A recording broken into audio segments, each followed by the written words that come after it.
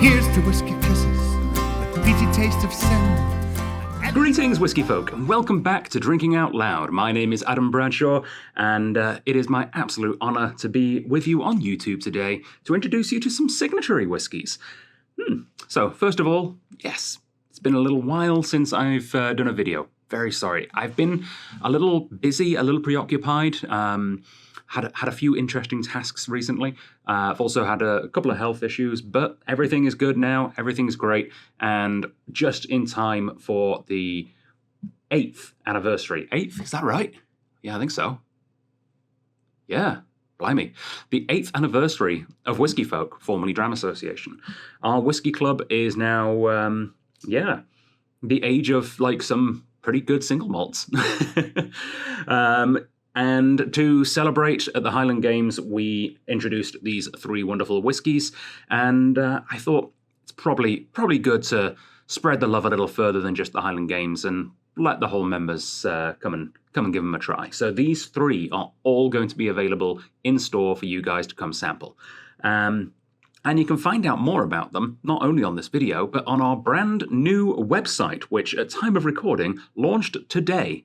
I have not had much sleep. It's been a long day of finding code gremlins and figuring out all the little things that happen when you transfer from a development to a production on a web server. But I think I caught them all, and we've already had a couple of customers, so it seems to be working. So, if you are a customer of the previous website, if you are a Whisky Folk member, and you were hooked up as a Whisky Folk member on strathliquor.com, your login should just work. Theoretically, your username, your email, your password should be exactly the same as the old website. It's a brand new website, though, so none of your data is there anymore. You can't click on your profile and see your past purchases and things. If you want to see that stuff, I can give you access to the ghost of an old website if you really need to see it, or I can export the data for you if you'd like. Just shoot me an email, adam@strathliquor.com. But the big, brand new, fresh website is ready to go, and I'm really, really proud of it. And you should all go there right now. Maybe I can talk you into just buying one of these whiskies without even having to come into the store and try them, which you can for free. Just come to the store, try these whiskies. But hopefully, I can definitely persuade some of you to head to strathliquor.com right now, click on the Whisky Folk button, go to events, and pick up a ticket, because we are doing a full Whisky Folk showcase of Signatory releases. This is just 3 of 11 signatories we've got. I'm going to be releasing the other 8. There's some absolute bangers in there. The other 8, many of which we are the only place in Canada that have these bottles. And people at the tasting have first dibs. And the prices on these whiskies are unbelievable, as you will find out shortly in this video, because these ones are already available. But the other 8 are equally good value, and you can get tickets to that right now for $40, and that tasting is on Thursday, June 19th at 7 p.m. And I really look forward to welcoming you to that tasting. A brand new season of Whisky Folk and a brand new partnership between the Strath and Signatory, a fantastic independent bottler. And I'll tell you more about that independent bottler, but it has been entirely too long since we've all heard a cork pop on this YouTube channel, so I think I'm going to dive right in, and I'm going to go for this one. This is a Signatory vintage single grain Scotch whiskey, not a single malt, a single grain. If you don't know the difference, I'm happy to explain it to you, but I feel like I've done it several times on this channel already, so the crib notes, it's not malted barley, it's other grains. And it's not a pot still, it's a column still. Basically, that's all you really need to know. This is North British, a distillery in Edinburgh that I used to be able to see from my bedroom window when I went to university in Edinburgh. It's in the Gorgie Dalrye area. Really interesting distillery because it's co-owned between 2 major companies. If I remember correctly, I think it's Diageo and Edrington. So they use it for their blends, and I guess they've got a 50% stake each, which is super weird because it actually started specifically because there was a monopoly on grain whiskey, and a bunch of smaller distilleries clubbed together to start their own grain distillery so they didn't have to pay outrageous prices to big corporations. So kind of ironic now that the biggest 2 corporations now co-own this one. Bit weird. But I love a North British. It's corn whiskey. It is maize. It is very, very different to bourbon, though. As hopefully many of you will have already tried a North British in the past, but if you haven't, and this is going to be your first North British, you could do worse. So it's a fresh bottle, and one thing I noted last time I opened a bottle, I actually have an empty bottle, or an almost empty bottle right there. And to prove it to you, hang on. Oh, that's the Glendolin. See, I'm not making it up. I've already gone through that much. Not on my own. It was at the Highland Games. But yeah, it definitely, when it first opened, had a slight ethanol-y sort of alcohol smell to it. But that did dissipate with time. And if you're able to, even on a freshly cracked bottle, just glance past that a little bit, there are some wonderful flavors underneath. And if you just leave it in the glass for half an hour to an hour, or, pop the bottle as soon as you get home and don't drink from it for a couple of days, it really does dissipate off quite a lot. I think it's just some of the lighter esters just trapped in there. I don't know what's going on. But yeah, it really opens up lovely. There's a lot of butterscotch, caramel, pecan kind of flavors going on, especially on the nose.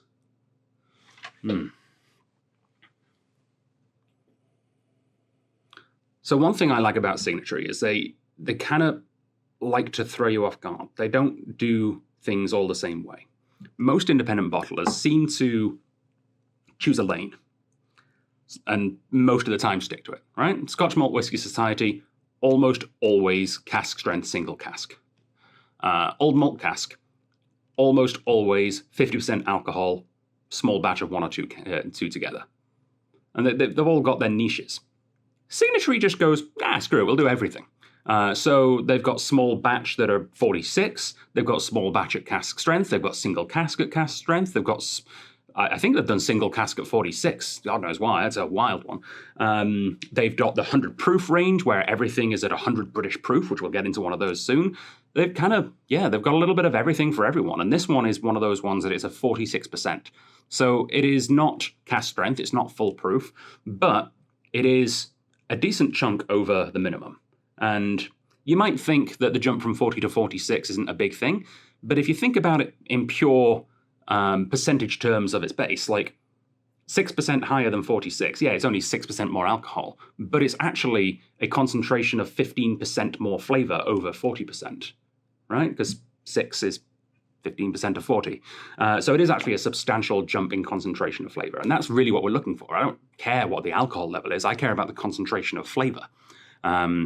So this has got a decent amount, and frankly, it's one of those whiskeys that's just designed to be ready to go. You don't need to think about it. You don't need to add water to it. It's not designed for, mulling over for hours and hours. It's designed to share with friends and drink on a nice summer's day or, well, whenever, really.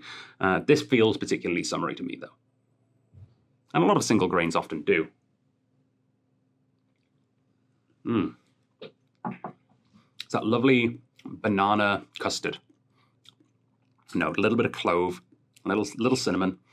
Yeah, nice, spicy, soft. Yeah, classic single grain. So it was distilled on the 23rd of June 2009, or rather, maybe it was all distilled then. It might be a parcel of sister casks, or maybe that is the date that the youngest component was distilled, because it actually has cask numbers of 1, 2, 3, 4, 5, 6 casks that went into this, all ex-bourbon barrel. So 23rd of June 2009, bottled February 2024, 14 years aged in ex-bourbon, natural colour, unchill filtered. As far as I'm aware, everything Signatory does is unchill filtered and natural colour, and this is, although it's unchill filtered, it's not part of their unchill filtered range, which is what this one is. This is part of the unchill filtered collection. I'm slowly getting my head around all of the different versions of the Signatories, but it's a little confusing, I have to admit. What isn't confusing, and what isn't hard to get your head around, is the absolute screaming value of these whiskies, though. This is the 14-year-old North British, small batch. Yes, it's only 46%, but the regular price is $86.87.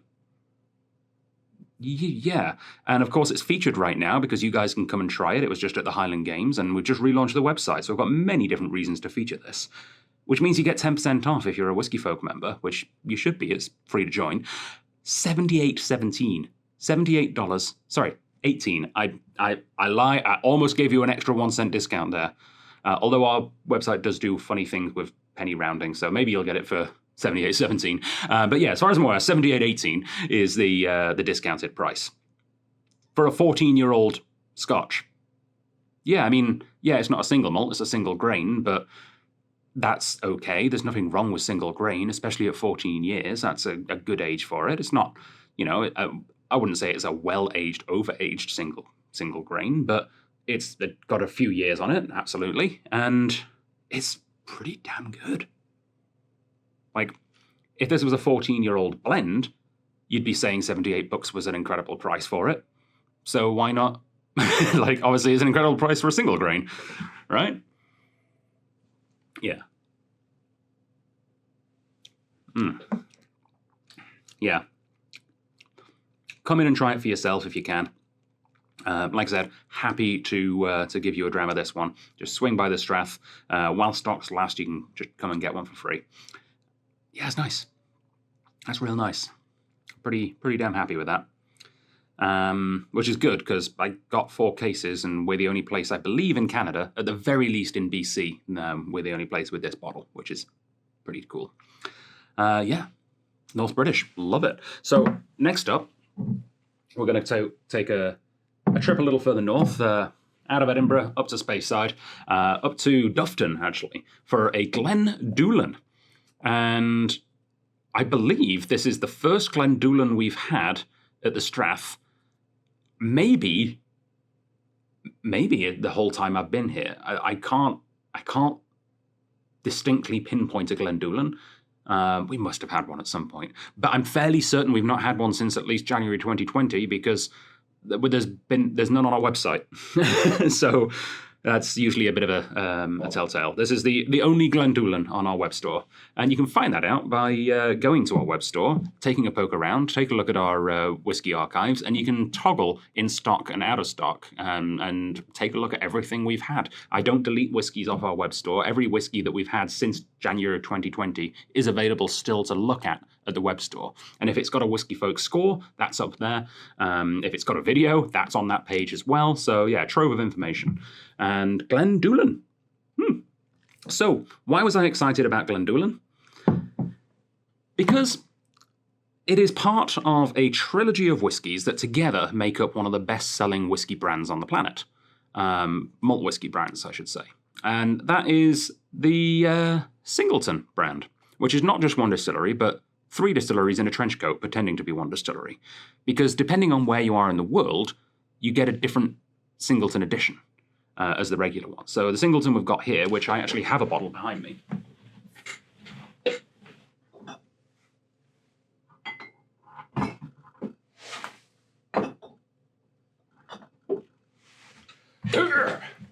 All right, there we go. The Singleton we get here, if you look closely, it says Dufton Distillery. It actually says Distillery Dufton Distillery because it's in French as well. Yeah. Dufton Distillery, which is the one that Europe gets and for some reason we get. Asia gets one of my favourite distilleries, and I'm very jealous of Asia Singleton because they get the Singleton of Glenord, which is like, I would say it's like Kleinlich Light, and same kind of realm as yeah, same kind of realm as Kleinlich. It's got that sort of waxiness to it. Yeah, absolutely wonderful distillery. I don't mind Dufton. I think it's kind of the weakest of the 3 from what I've had, but I've really enjoyed the Glendoolans that I've had. It's designed to have this really herbal, sort of grassy note as the base spirit, and it does particularly well in sherry. So this is the one that North America gets. And I say North America, that's what the website says, but I think it's just America. I don't think Singleton's available in Mexico. I think just the States gets Glendoolan, the Singleton Glendoolan. And I've never actually had the proper actual Singleton of Glendoolan 12-year-old. I've had some special editions, and I've had some independently bottled Glendoolans. But yeah, it's part of the Singleton range, which I think is pretty neat. So this is part of the 100 proof Signatory vintage range, and that is 100 British proof. So this isn't 50% alcohol, this is proper proof. This is 57.1 naval proof. Pour this over some gunpowder, you can still light it afterwards. That's the whole point of that. Lovely. So this is an 11-year-old. Again, a small batch, but it doesn't have the cask numbers on this time, so we don't know how many. But what we do know is it's 100% first fill Oloroso sherry butts, which is pretty damn cool. Love a first fill sherry butt, because sometimes a first fill sherry cask can be a bit much, but a butt being a bigger size tempers that because there's more surface area on the inside of the cask to liquid ratio.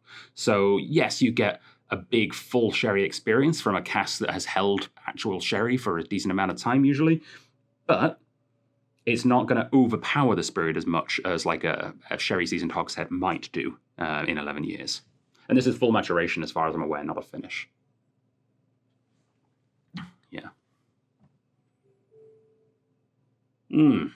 Yeah, that is a gorgeous sherried whiskey. It reminds me a little bit of Glenfarclas, to be honest. Doesn't have that sort of, what I'd say, like dustberry Glenfarclas thing. I don't know if that translates, but that's kind of what I think of with Glenfarclas, is this like dusty, like semi-dried berries. It doesn't quite go that route. It's more, I don't know, actually it kind of does. Maybe that's why I'm thinking it smells and tastes, I've had it before, a bit like a Glenfarclas. Yeah, it's definitely that kind of, yeah, it's kind of like the 105 mixed with an Abinard. It's like Glenfarclas Aberlour adjacent. It's a lovely, lovely smell. It's not got that sort of meatiness you sometimes think of with these kind of relatively heavily sherried 11-year-old space sides, because it's not worm tub. It's not got that big old umami flavor. It's softer, grassy, interesting. It's got it's just as much distillery character as something, you know, like a Mortlock or a Gurgaliki, but in a different direction. It's yeah. In fact, I would say on the nose today, it's reminding much more of a sherry cask Highland Park without any peat. Or maybe even a Bunnahabhain, an unpeated Bunna.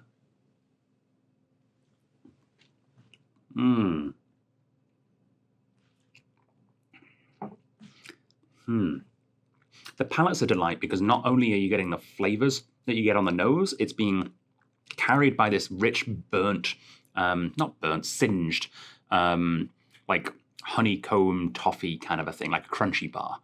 But it's also got texture, not in a sort of a thick, oozy sort of way, not texturous like an oily whiskey, but texture in like a grippiness, like a tannic. It's not bitter, but it's got that sort of drying feeling on your tongue. And I dig that. I think that's a mark of a really interesting, unique whiskey on this one. I'm a big fan of the Glendullan. Yeah, I think that's a remarkable whiskey. And again, the price for this is absolutely mad. I haven't seen prices like this in a decade in BC. Probably longer than a decade. Prices, it's just outstanding, and I don't know why. But this 11-year-old, basically cask strength, single sort of batch, small batch, unique Glendullan, is available for $121.65 at full price, which means at 10% off, it's $109.49, which means at 10% off, it's less than $10 a year for a sherry cask, basically cask strength Glendullan. Yeah. And for those of you in the rest of the world thinking that might sound expensive, again, this is Canadian dollars for any Americans watching, or Australians, or anywhere else with dollar, really. Singapore, why not? Although I think, if I'm remembering the exchange rate correctly, that would be extremely cheap in Singaporean dollars. But no, it's we're when I talk about the value of these whiskies, I'm talking specifically about the market that we're in. Because although, of course, this video is available worldwide and I welcome viewers from everywhere, say hi in the comments and let me know where you're from. I'd love to hear from you. This is specifically made, of course, for our whiskey club here in Victoria, British Columbia. Hi, guys. So, yeah, I mean, outstanding value from what we see here in BC. Let me know, actually, if you are somewhere else in the world and you're a fan of Signatory whiskies, if they're good value compared to other independent bottlers in your neck of the woods. Is it just a weird quirk that they're really good value here? Or is that kind of common around the world? I haven't really looked into that. I'd love to know. Before I get on to the last whiskey, I should mention Signatory. I haven't really talked about it that much. It's based in Speyside. No, Highlands. Is Pitlochry in Speyside or Highlands? Highlands? Highlands. Geography. Pitlochry. Home to not only Signatory, but their distillery, because they're owned and operated by the guys at Edwardhour, which are still, I believe, classified as the smallest traditional Scotch whisky distillery in Scotland, i.e. not new micro-distillery. Like, of distilleries that were around before the year 2000, like Edwardhour is the smallest. There are tiny new distilleries popping up all over Scotland now, so I don't think they can fully lay claim to that anymore. But they are tiny, they are beautiful. I love Edwardhour. Tell you what, if you come to the tasting on June 19th, I'll even throw in an Edwardhour as a welcome dram. Sound good? Yeah. You're welcome. Yeah, but great distillery, and then fed into being a great independent bottler. And that's a relatively common thing. And they're one of only a couple that I can really think of that have gone that way around, though. A lot of independent bottlers end up then buying a distillery recently. I think Gordon MacPhail bought Ben Romack, right? A lot of distilleries have started their own, independent bottlers have started their own distillery. Like Adelphi have done Ardnamurk, and like both Lang brothers have got their own distillery now. Even the guys at Morrison Mackay have their own distillery in, I think it's Glasgow, isn't it? Is that right? I don't know. It's hard to keep track these days. But it's kind of less common, I feel, the other way around, for a distillery to be established and then have an independent bottler. Not that I'm 100% certain, actually, that that's what happened here. I don't fully know the story of how Signatory was founded. All I know is it's always, in my mind, gone hand in hand with Edwardhour. I'm fairly sure Edwardhour came first, but maybe I'm wrong there. Let me know in the comments if I am. But it's like other distilleries that are tied to an independent bottler in-house, like... well, it used to be Murray McDavid of Roclady. That's, I don't think, a thing anymore. But of course, there is always the guys over at Springbank have the oh god, why am I blanking on the name of Springbank's independent bottler? In the square bottles, they've got the shop on Royal Mile. You know what I'm thinking of. But yeah, so they know whiskey. They're not just a new random company that started independently bottling like a lot of companies have in the last 2 decades. They've got pedigree. They know how to treat whiskey because they make whiskey. All right. So the final of the little trilogy of the 3 freebies, the 3Bs, if you will, that you can come in and try at the Strath right now, is one of my all-time favorite distilleries. It's an Ardmore, and you know how much I love an Ardmore. This is a really cool one, because I think this is probably the peatiest Ardmore I've ever had. Yeah, because not only is this, it's 100% second fill bourbon barrels, 4 of them blended together. Hey, there's a bottle number. This is 329. It's 13 years aged in the second fill barrels, so it's young enough to still have distillery character and smoke, but it's old enough to have mellowed and matured. Especially in those second fill barrels, though, it's not going to take on too much of the wood flavor. It's just going to let the natural spirit flavor evolve. However, it's not just that they're second fill ex-bourbon barrels. It's the fact that before they were, after they were ex-bourbon barrels, before they were second fill, back when they were first fill ex-bourbon barrels, the previous inhabitants of them was a particular single malt from Islay. And it just says after Islay on the bottle. But I happen to, I've got a little insider knowledge sometimes. Ardmore, if you ever see it in an ex-Islay cask, it's almost definitely an ex-Lafroig cask.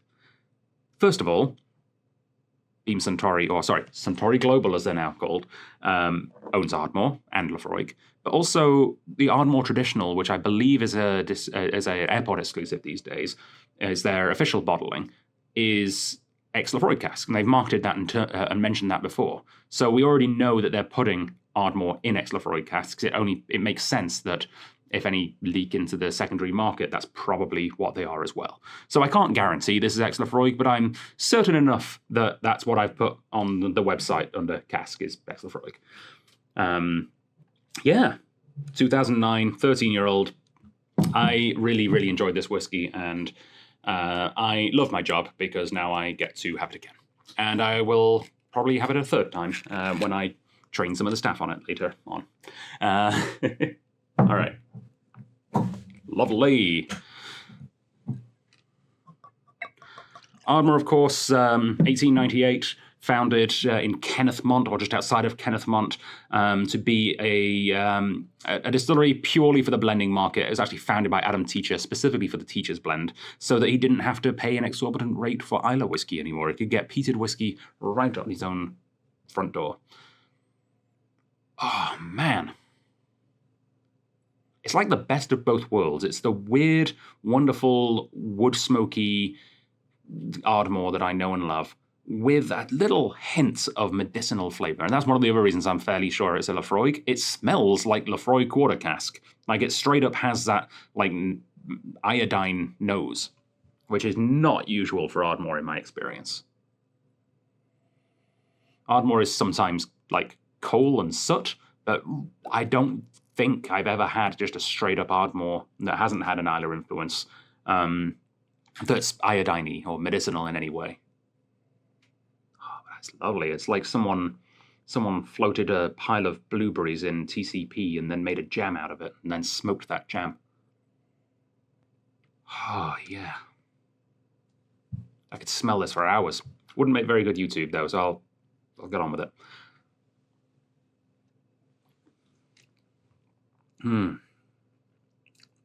See, this is what I feel we're missing. Ardmore is a great distillery, but the official bottlings have always left me wanting. I've not had many, and in fairness, in the UK, sometimes there's like 20-year-old limited editions and things that you can get, but I'm talking about the legacy and the traditional, the only ones I've ever seen on the market here.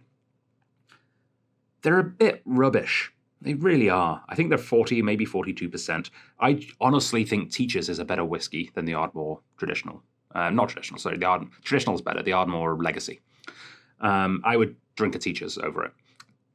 This is that missing piece. This is the missing link in the evolution of Ardmore from bland to really linear, boring official bottling, which they obviously haven't put much thought or effort into, on one end, and then the absolutely flavor bomb, stunning, single cask strength, just ridiculous whiskies. This is that beautiful bridge in between. And it's kind of something I've been wanting, in a sense. And it's not the only one I've had. You can get non-cask strength Ardmores like this from Gordon and MacPhail, but not this peated. And I think this fits in really nicely with the G&M Ardmore range. If you'd want an Ardmore that isn't cask strength and you want something that's not just going to blow your palate out, and you want something you can sip on whilst watching TV or playing a board game or hanging out with friends on a barge, I don't know, whatever you want to do with an Ardmore, this is a really good alternative to G&M Ardmores, I would say. This is a smokier G&M Ardmore. Like their, what do they call them? The distillery label Ardmores, where it actually has like an old cool Ardmore logo on the label. This feels like a distillery label Ardmore that's smokier. And that's not a bad thing at all. That's a wonderful thing in my mind. Yeah, it's a great little whiskey. Would I choose this over a cask strength single cask Ardmore? 2/3 to 3/4 of the time, probably not. But I'm used to cask strength. If you like the flavors of Ardmore and you're not used to cask strength, or maybe you're just not as wanting cask strength all the time, and actually, honestly, I've been trying to drink less, so probably good for me not to have cask strength all the time. This is a solid choice. However, when I take into account the price, it makes it a much harder decision. I would probably take this over a lot of other Ardmores simply because I had to check the age again. This is a 13-year-old Ardmore for $132.96 at full price, $119.66 on sale. 10% off makes it $119.66 for a 13-year-old, unchill filtered, no added colour, 46% ex-Lefroy cask, asterisk, fairly sure, Ardmore. Stunning price, really bloody good whiskey. But again, if you're in Victoria, you don't have to take my word for it. Come to the Strath, try these in store. We'll be happy to pour you a dram. However, there is a caveat to that. We're only allowed to do 2 drams per day, according to the local liquor laws. So you have to choose 2 of the 3. It's going to be a tough choice for some people. Or you can just come back another day and try the 3rd. But yeah, come and try them. If you're not in Victoria, well, hopefully this video has helped you to decide whether you want to take a gamble, take a risk on these bottles. Obviously, if you're coming to visit at some point, you're welcome to come try them in store at some point in the future. They'll be around for a couple of months probably. But if you aren't watching this video and there's only a couple of bottles left and you're thinking about grabbing one from the web store, you know, as whiskey gambles go, these are pretty good ones, especially at these prices. And we are happy to ship to you right now. There are delays because of the whole Canada Post potential strike, semi-strike situation that they're in right now. If it goes into a full strike, we might have to further delay because we kind of have to use Canada Post here in BC. But yeah, stick with us.